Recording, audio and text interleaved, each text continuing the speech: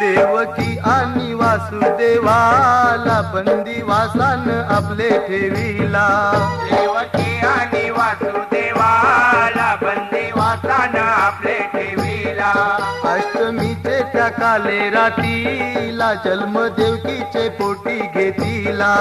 अष्टमीचे त्या काले रातीला जन्म देवकीचे पोटी घेतिला.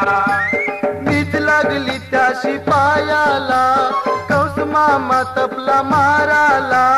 चला रे दादांदो हांडी पोराला. चला रे दादांदो हांडी पोराला. चला रे दादांदो हांडी पोराला.